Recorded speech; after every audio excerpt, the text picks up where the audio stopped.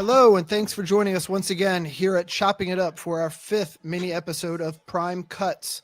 This week, we're covering episode 1 of season 1 of the 2022 horror television series From. As a reminder, Prime Cuts is designed as a quick-hitting, free-form conversation where we discuss a breadth of horror mediums, including anthologies, theatrical releases, graphic novels, shorts, and other forms of media. There is no set agenda here as we shoot from the hip and provide any gleaned insights from our respective viewings. So, guys, what did we think of episode 1, season 1, also called Long Day's Journey into Night, which I have to assume is a shout out to Celine's journey to the end of the night. But of course, there were no actual similarities other than the title. Jazz, I think you turned us on, or at least turned me on to this. You want to lead off with this?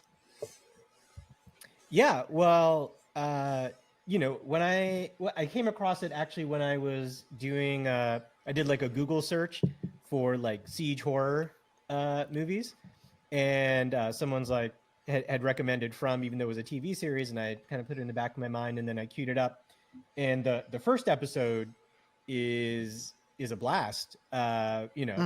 It opens with a bang. Pulls no punches.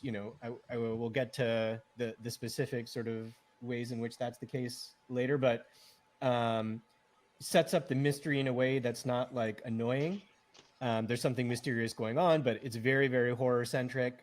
It really like lays on the horror in the opening, lays on the sort of like tonal aspects of horror through the bulk of the episode while inserting some of the mysteries, and then closes out with, more horror at the end. And, it was extremely promising. The rest of the series we'll talk about when we talk about it. But as far as the first episode goes, it really pulled me into it as something that had a lot of potential. Yeah. I mean, when you suggested it to me and I went through it, I was like blown away by the first episode. Really super into it. And I ended up which I rarely binge watch, but I ended up watching the first 3 or 4 episodes, which, was crazy to me, but my interest quickly dropped off. Like you said, we'll probably get into that in the next 10 or 15 minutes, but, I like the setup. Like you said, I didn't realize that the name for siege horror, but you sort of introduced me to that. That's my thing too, man. I want them trapped somewhere on a boat in a town, in the mountains, in a cab, like wherever they are. I love that, who can survive. And then I get to pretend I'm smarter than everyone and watch the show and figure out what you should do. Sled, Joel, have you guys seen this before? I had. What about you, Sled? No, I had not seen it. This was definitely my first viewing. All right. You go first then. I mean, I liked it. I mean, it kind of, I guess, like the note I wrote down was Lost meets Salem's Lot and The Stand.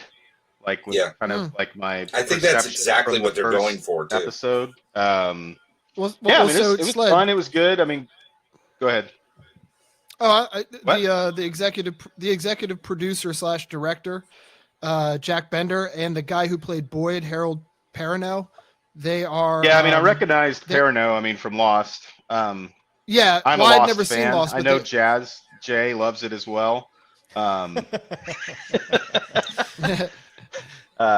yeah, no, I recognized him, and he's also in. Although the first thing I saw him on was in Oz on HBO. I don't know if y'all remember watching Oz. He was the God, that's right. He's oh man, I almost Googled that, but I was like, no, I'm crazy. My favorite role he was ever in was in The Edge, where he is the guy who's with Anthony Hopkins and Alec Baldwin, and he stabs himself in the leg in like the first 7 seconds of him being on screen. It's amazing. And then a bear eats him. Spoiler alert for that 30-year-old movie. Was he also in the Ice Cube Surviving the Game? Was he in that, or am I crazy? I'll check. That was Ice-T. Surviving the game. No, I know. I know Ice-T, but he wasn't in it with Ice-T. You said Ice Cube, but yeah. I'm sorry. Ice-T, was he in that? No, you're thinking of, I forget his name now. Charles S. Dutton, maybe. That maybe you're thinking Rock? about. Yeah, the guy who played Rock. Yeah, was in that. This thought keeps getting more and more racist. All right, Joel. What did you think? Having seen it before, started with what's Ice Cube and Ice T, and then to Charles It's S. all- Dutton and this guy. It's all So go- it's yeah, all all going downhill. downhill. So I liked it. I mean, I forget the guy's name. The guy we were just talking, not Harold Charles Bo- S. Dustin. Boyd. Harold Um, Perrineau.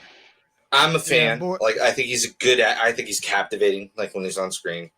I loved the whole car loop around thing, like infinity loop of like getting stuck in the I'm a sucker for that, right? Where Yeah. it's you can't get out, and it's like a sight gag, right? Like That's you do your- that in the first episode. Yeah, that's your Yeah. in the mouth of madness thing. You had that Exactly, same bit. Yeah. right? It's very like adjacent to cosmic horror in that sense. It doesn't make sense. And I also, one last thing was the visuals they're doing, the uncanny faces and things like that for the monsters. Yeah, the black hole sun face, right? Yeah. With the too big a smile, does it for me every time. It freaks me out. So yeah, I like it. So for those who haven't seen it, we're not giving anything away. It's only the first episode of the first season. I believe there are 3 total, maybe more seasons. Mhm. Season 3 is currently happening. Okay, Yeah, I it's think there's 30 episodes. So, the basic concept is you've got this town that exists, as far as you know, just out of the first episode, sort of not in a specific time. Like, we don't know how long. There's a bunch of people trapped in this town. They can't get out. We don't know how long they've been there. We don't know how they all came upon the town or how this town became this sort of black hole that it is. You've got a new family that gets trapped in there in the first episode, and we as viewers start to see how this whole thing works. You can't stay out past dusk or past, when it turns dark.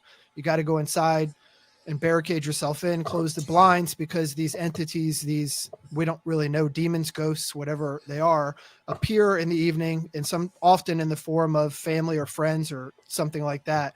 And if you open up a crack for them, you open the door up, a window, they're going to come in and absolutely gut you, which, Jazz, to what you were saying, man, there's some super gory stuff in the first episode. Yeah, I mean, they're pretty. I was just gonna say, yeah, the gore on the remains of the people is definitely up there good. as far as what's been done to them. They didn't mess around on that front. Yeah, it really shows you the leap in. I mean, we've done a lot of our full length episodes on 80s and early 90s fare, and Tom Savini is a genius, like we said. But this, to throw in a TV show on the first episode, I thought that stuff was really, really good. I've never seen anything like that.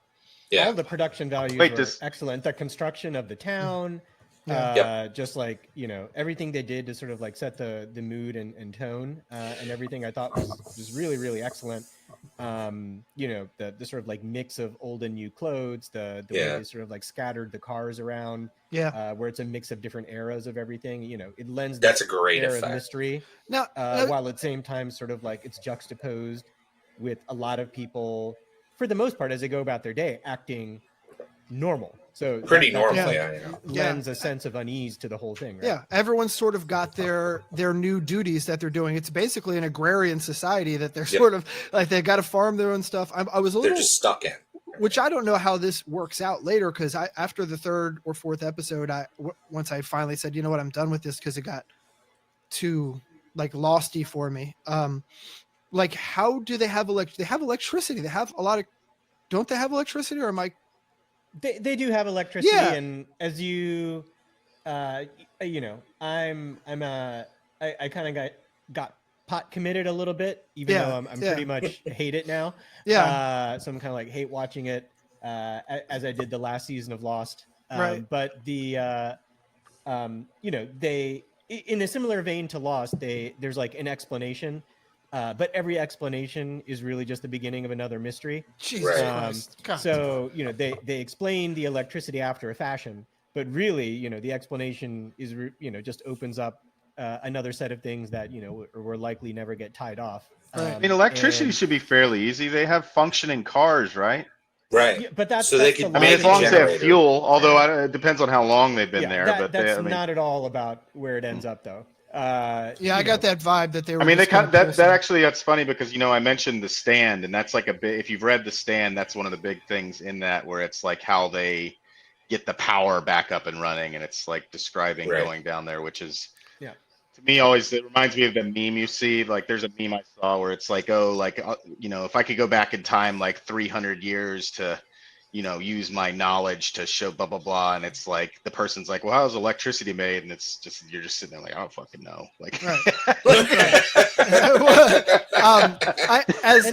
As we're all parents here, I think the thing that really jumped out that bugged me, and it's like the opening scene before the credits even roll, I believe. You've got the mother and the daughter. The daughter's name is Megan. She looks to be around 6 or 7. And the dad gets fall down drunk, which at first he's down the street getting drunk at like the de facto bar, which at first I was like, you fucking piece of shit. Like this is, basically the apocalypse here. You got one responsibility to your family. But then also I'm like, I don't know how long they've been there. Maybe we're at the stage where, he's a total fucking nihilist now and nothing matters. He's going to get fall down drunk at Billy's down the street. Anyways, he didn't make it home by dark. So the mom is left to lock up. The daughter catches herself upstairs in her bedroom, and one of these goblins with the shade not drawn yet entices her. And the mom runs upstairs, kind of sensing that something's wrong, and is in the doorway and is like, no, Megan, don't. That's not your grandma or whatever. And the girl opens the fucking window. Awful. Just a horrible listener. As someone who has had kids, like, could you imagine having a horrible, like, that she was briefed. She's 6 or 7. That you talked to her. It's been a year at least or whatever, at least 96 days, according to Boyd's 96 days without an incident sign. So we're hundreds of days into this. We're definitely a year plus in. And long enough to make a sign. Long enough to shake the shit out of your kid on day one and be like, never open a fucking like my kids are terrified to cross the street because I'm an awful like helicopter parent. How is this mom like, I didn't. Yeah, but if grandma flew up to the fucking window. Yeah.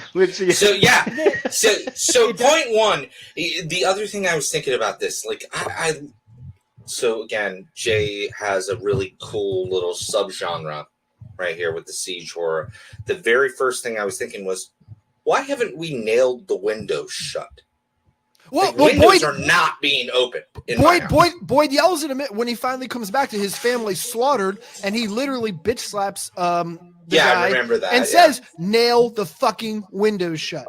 Yeah, it's hot during the day. They only got limited electricity. It gets hot. Do they? They don't seem to have limited anything. One of the ladies is banging down bourbon like it's her job, like just shot. Yeah, but it's easy to make news. They don't seem. That's true. They got corn. Well, the entire, and they get into that later on as well. Like everything that's from a resource perspective stretches belief. Ends up with like a magical waving of the hands. Oh, we found farm animals in this field, and nobody knows where they come from, and things get magically replenished. It's just setting up another mystery. But that was very lost. I mean, that doesn't really bother me. I feel like I see that when I look at something like that. Like the setting is up. This place is magical, obviously, so it makes me already lean into like this is some sort of afterlife magical world, some kind of thing these people are trapped in, right? So the fact that they can like have stuff appear from a plot standpoint doesn't necessarily bother.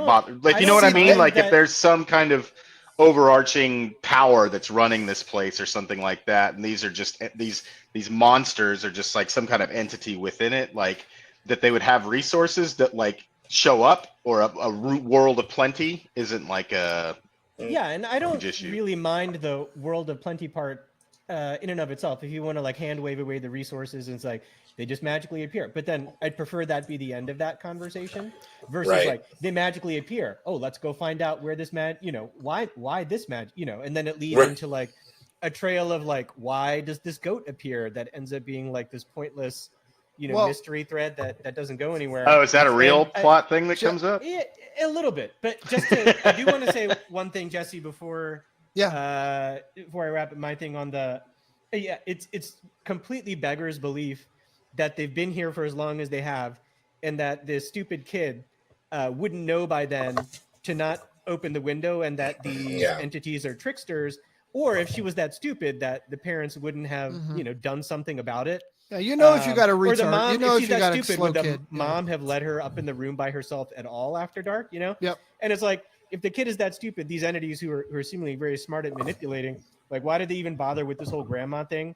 He's just like, Yeah. hey, open the shade. I have a YouTube toy Yeah. unboxing How video. did That she kid make would it have to opened that 7? window immediately. mean, right? so- Yeah. My impression I'm of not- that scene was more to set the rules for how these things can operate, right? Like Yeah. it's kind of like, I mean, that's like, Yeah. that was part of why the Salem's Lot vibe, like it's a very vampire-esque thing. Like, Yeah. oh, you have to let them in kind of thing going on there. Like, Well, or my- open the, my objection to these things magically appearing in Jazz, again, you'd be able to speak to it, and Joel, more than I would, because I haven't seen that far in, but for me it's the Deus Ex Machina, like that doesn't get it for me. Like that automatically is a turn off, intrinsically a turn off to me. It's like, oh, the cows are appearing in the field and we don't know why, and they're not going to ascribe it to anything practical. Like immediately I'm like, oh great.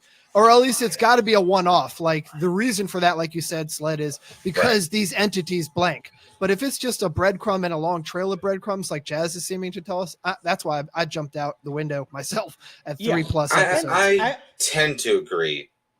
I end up in a place where I think of it as like, okay, if you're going to use a device like that, I get it. It's a little lazy, but I'll excuse it for like, an instance. But with Lost, and I'm just gonna compare it to Lost, right? Like it ended up becoming like a thing, right? Like where there was just more and more and I liked Lost. I mean, up until like the last episode, I was all in, right? Pretty much me, yeah.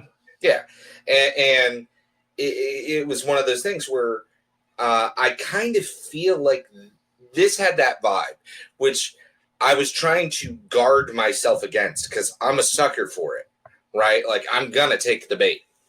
So Yeah. I And just to say, like the other thing is, I do think that they really were, as Jesse was mentioning earlier, like really trying to be like these best parts of Lost, these best parts of horror stuff, and like some post-apocalyptic. It's really like this semi-genre mishmash. And if they had actually managed to continue the mishmash as the series progressed, while actually balancing horror stuff with the mystery stuff with whatever, then my tolerance level for it would have been substantially higher. As it happens, the horror very quickly falls away into the background. Yep. Occasionally in the first season, it reasserts itself, and the times that it does it pretty well. I will say, as I mentioned to you, Jesse. But for the most part, it's really like the horror stuff is very backburnered. So and it's all Lost mystery stuff, just in a different setting. Yeah, so that's kind of what, like, I watched the first few-ish seasons of The Walking Dead, and I hadn't seen, I hadn't read the graphic novels or the comics as a reference point. I really liked it because I'm a zombie guy. But like you said, once the human drama supplants and obscures the zombies or whatever the monster is, then you're just doing another thing, right? I had a couple questions which you guys could probably handle. 2 questions. One's an easy. Well, it seems to me that they were kind of it reminded me of Dante's or Dante's Divine Comedy, and they were in purgatory. Was it anything like that? Were they in a sort of sphere of hell or in purgatorio, or what were they? It's not. The mysteries are ongoing. Yeah. It is one of the breadcrumbs that has been dropped. Okay. That perhaps they you're have just died. going on vibes at this point, right? Yeah, Jesus exactly. Christ. But one thing is, like, perhaps they have died. The only way to actually escape is to die. Oh, actually, these entities are in their own way helping the people like exit the There's a polar bear. They're crossing the river. They're the boatsmen crossing the river Styx. Like, what are we talking? All right, a simpler question then for you was, so the 2 guys who end up running the family off the road in the Winnebago in the open early on in the ep. The one guy is drugged out, comes to, and sort of ends up becoming part of the main storyline. The other guy, his buddy, who comes to and is tended to by Sarah Myers, played by Avery Conrad. She ends up like stabbing him in the throat and killing him. Why? Well, if people don't mind it being the show somewhat being spoiled or ruined, that character has a kind of connection to the realm that they're in, whether it's the entities themselves or, as I think it is implied, something different or other or more meta to the entities, and they're speaking to her and basically telling her to do it, not just to do it like to be crazy, Mhm. but if she does it, if she like kills these few people they tell her to kill, then everyone can escape, basically. And so we're that's her supposed motivation. and so we're 3 seasons in, and we still don't know I why haven't she killed finished him. even the second season, so I can't say Oh, okay, beyond okay. all of that. All I can say is at least to the midpoint, a little bit past the midpoint of the second season, there's not like there's any answers. And I think almost by definition, these shows can't, Yeah, give Right. you if a they're definitive thing if Sure. they want That- to keep going, right? well, that what was I was just gonna say that was the vibe I got by, I don't know, season 89 of Lost. That like it was a perpetual motion machine, right? Like it just they didn't have an end point that they really committed to. They may have had an end point, and I kind of feel like that's what this is going to be. But I will tell you that I started this show with on Prime. At the time, there were like 4 episodes you could watch, or 3 or 4, or something like that. And then you had to be subscribed to, I think it was AMC. MGM Is that Plus. right? MGM Plus. Okay.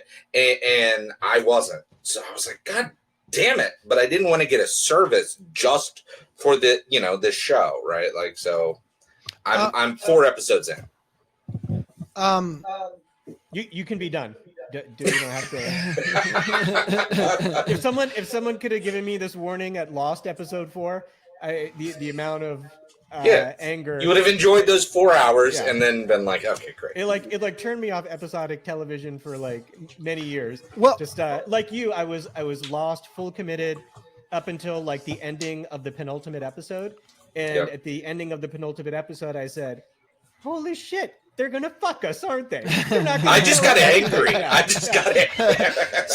so Joel and I actually talked about that I think a few weeks ago when I first started watching it, maybe before we decided to do it for a Prime Cuts app. These kinds of stories, maybe horror in general, is better told in one clip as like a movie or as a one-off vignette. But doing it episodically, like we talked about, typically is really hard to do. I think really hard. once you get past, I mean, we talked about Midnight Mass, which is something we do plan to do for Prime Cuts in the future, is probably as far as you can go with it, which is 6 episodes, which is really well Maybe done. 8, but it's 8 yeah. episodes. Is it 8? Okay. Yeah. I think you're really pushing it past that. Yeah. But I did have one more practical question for you guys, Jazz and Joel. There was something going on with their marriage, right? And they were on the older daughter perceives that, which I think is in part why she decides to live with the commune part. The town is divided up into, you can have a house and do your thing, or you can be in this commune on the other side of town and live in a group house. And she chooses to live in the group house, and she references, look, I know what this little Winnebago trip was about with our family. It's fucking marriage is falling apart. Do we know what's going on with their marriage and what happened? Yeah, we I do. don't. And since nobody at least on this podcast is going to watch anything, hopefully after my warnings, and hopefully we can warn our viewers off of it. All 4 of us who are currently on this. But no, we should tell them. We should tell them to watch the first episode. Yeah, and then episode that 1 is a lot of fun. Yeah. And but basically, as it turns out, like they had a third kid, a baby, a baby boy, and through what is basically like some joint negligence, unintentional but joint negligence of the parents, the baby injures himself and dies, and it creates like a big rupture in the marriage that they couldn't get past. But as you imagine, being in these dire circumstances have made them realize the importance of family and how close they all need to be, and everything gets better.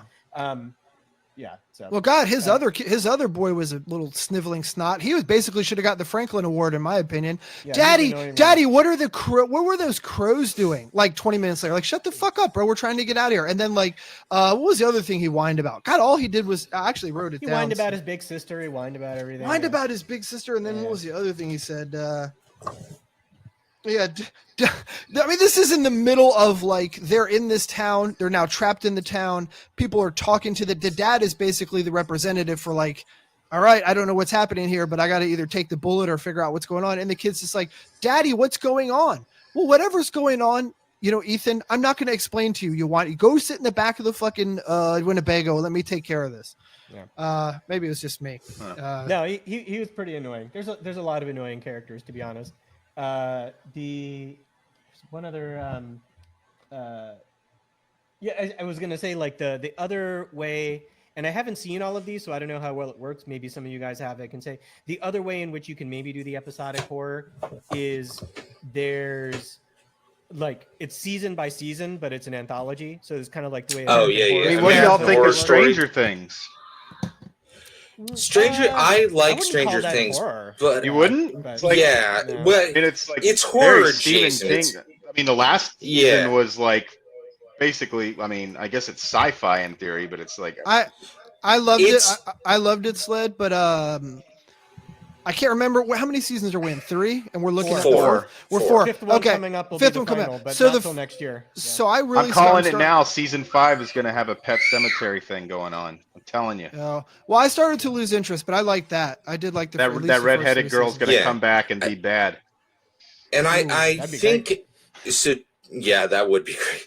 I think episode or season 4 is the most horror, right? Episode or season 1 I'd say and season 4. 1 and 4 are the most horror. Yeah, yeah. I mean, like 1's pretty horror, right? Like, but yeah, I just in general about the long form stuff. I think if you look at like American Horror Story, where it's kind of like a troupe of actors, and they'll do Yeah. one.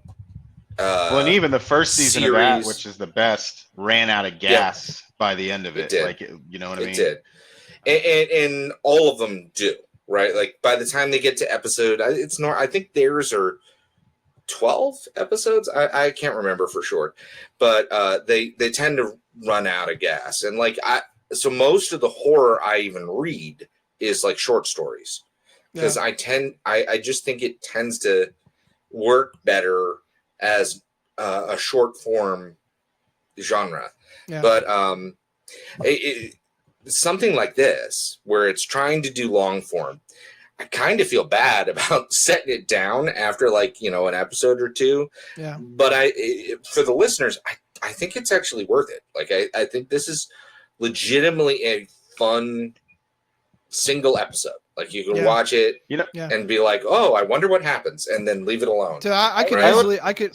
I could easily turn this over to like Zack Snyder and be like, look, hack on another 52 minutes to this first episode and just make it a movie and be done with it. Just make a movie. That's all. Just Yeah, fucking blow maybe. up some more people, more rib cages, more blood. I mean, Guys, I got one closing thing I was going to say. Like, Yeah, that's what I was gonna something ask. that kind of occurred to me, like thinking about it. When you watch certain comedy movies often, right? And it feels like a bunch of, or sitcoms in particular, like Friends is like the worst example of this, where it's just a bunch of set pieces of like, we have this joke we want to do, and we're going to work up a plot that's going to like lead to each of these different little ideas. Like, so it's really almost, and this is like, it felt a little bit like the horror version of that.